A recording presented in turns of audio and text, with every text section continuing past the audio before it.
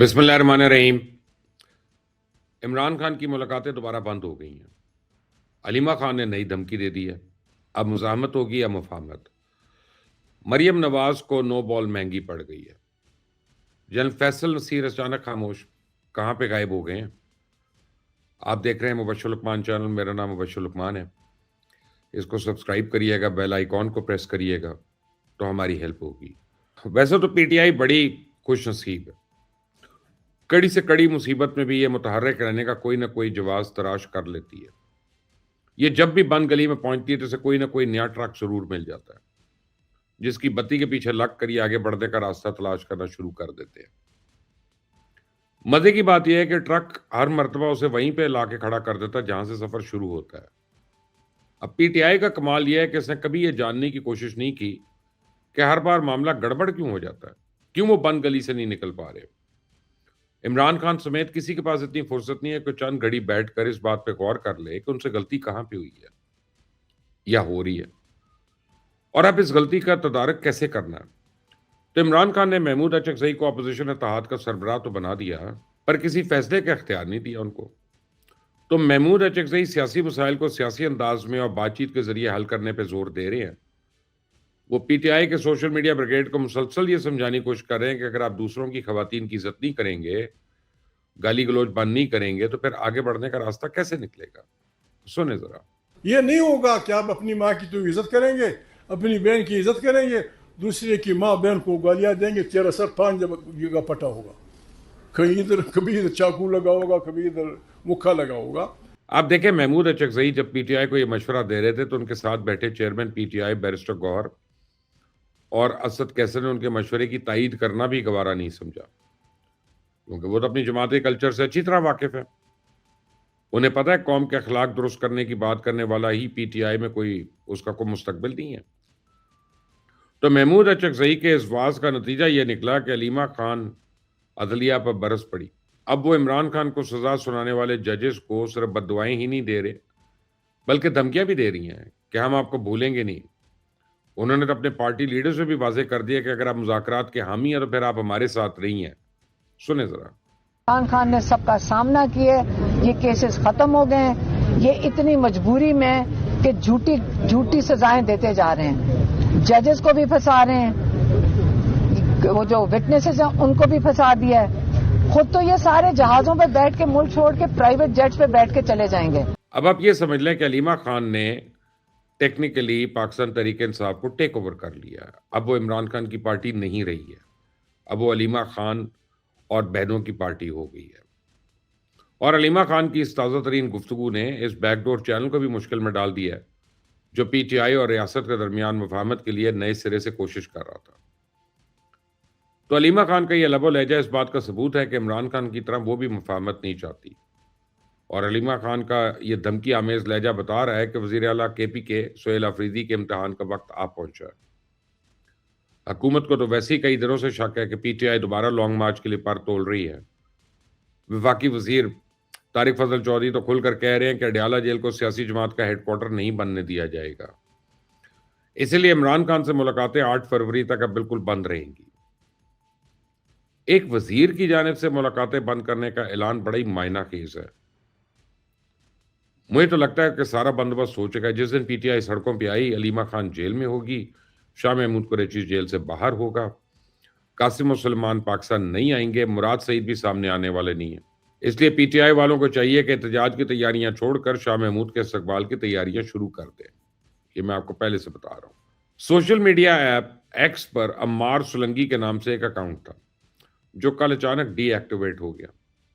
یہ اکاؤنٹ دراصل ایک ٹرک کی بتی تھا، اور ایک عرصے تک پی ٹی آئی اس کو فالو کرتی رہی، اس کے پیچھے بھاگتی رہی، اور اس اکاؤنٹ کو جو کوئی بھی چلا رہا تھا اس نے یہ تاثر دے رکھا تھا کہ وہ جنرل فیصل نصیر ہے۔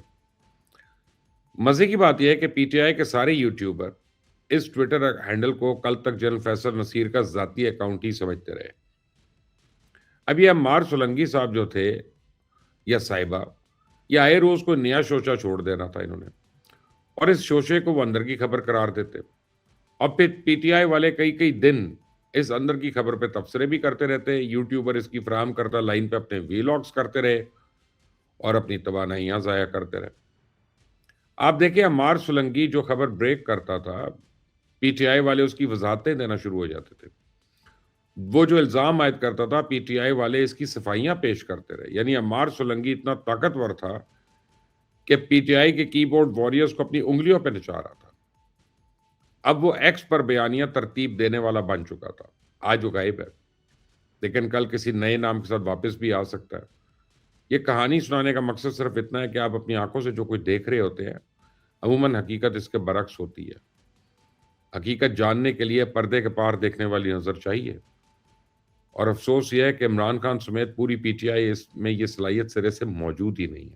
پنجاب حکومت نے جائیداد پہ قبضے اور گزار کرانے کے لیے پراپرٹی اونرشپ کے نام سے ایک آرڈیننس متعارف کرایا تھا، لیکن مریم نواز کی اس کوشش کو لاہور ہائی کورٹ نے نو بال قرار دے کر اس آرڈیننس پہ عمل درآمد روک دیا. اب نون لیگ کا میڈیا سیل تو ہائی کورٹ کے اس فیصلے پہ سخت ناراض ہے، نالاں ہے. اور میں خود یہ سمجھتا ہوں کہ مریم نواز کی قبضہ مافیا کے خلاف یہ ایک بہت اچھی کاوش تھی، بہت ہی اچھی. لیکن شاید کیونکہ اب چیف جسٹس نے کہا ہے تو شاید قانونی طور پہ اس میں کچھ حکم باقی تھا. شاید میرا خیال ہے کہ چیف جسٹس صاحبہ کا یہ خیال ہے کہ جی پراپرٹی کے بہت سے کیسز اس وقت عدالتوں میں زیر سماعت ہیں. اب یہ تو نہیں ہو سکتا کسی زیر سماعت معاملے پہ جج کی بجائے کوئی ڈپٹی کمشنر جو ہے اس کو اختیار دے دیا جائے ان کے خیال میں اور وہ فیصلے کرے. بہرحال یہاں پہ میں سمجھتا ہوں کہ ایک چیز جو پنجاب حکومت کو احساس ہوگا وہ یہ ہے کہ بلدیاتی نظام اگر ہوتا تو شاید ان کے بہت سے مسائل حل ہو جاتے اور ان کی بہت سی چیزوں پہ عمل درآمد بھی ہو جاتا. لیکن دوسری طرف آنریبل جج صاحبہ کو بھی یہ سوچنا ہے کہ آپ کی عدالتوں کا نظام ایسا ہے کہ 18 20 سال بلکہ 1 سے 2 جنریشنز لگ جاتی ہیں کسی کو انصاف ملنے میں، اور اکثر وہ بھی نہیں ملتا. اور اس میں جتنی ناانصافی ہو جاتی ہے اس زیاں کا کون ذمہ دار ہے؟ تو ہو سکتا ہے کہ وہ پنجاب حکومت کو اگر اپنے پاس بلاتی اور ان سے کہتی کہ تم اس کو فوری طور پہ واپس کر لو، لیکن بیٹھ کر ہمارے ساتھ اس کا کوئی حل نکالو، اور پھر کوئی بہتر حل نکل آتا، تو حکومت کی اچھی کاوش جو ہوتی ہے اس کی نیت اگر آپ دیکھیں تو وہ بہت اچھی ہے. اس میں حکومت کا تو کوئی فائدہ نہیں تھا، حکومت تو وہ زمین اپنے قبضے میں نہیں کر رہی تھی. لیکن جج صاحب کی بھی بات صحیح ہو سکتی ہے کہ بھئی جو زیر سماعت مقدمات ہیں ان کے فیصلے اب ایرا گیرا نتو گیرا تو نہیں کریں گے، وہ تو اعلیٰ جج ہی کریں گے. یہ بھی بالکل سار آنکھوں پہ ججز کا احترام اور ججز کا ہر فیصلہ جو ہے وہ سار آنکھوں پہ، کوئی اس میں شک نہیں ہے. لیکن بیچ کا راستہ نکلنا چاہیے تھا. اس آرڈیننس کو صرف اسی طرح سسپینڈ نہیں ہونا چاہیے. میں سمجھتا ہوں کہ یہ ایک ریولوشنری آرڈیننس ہے.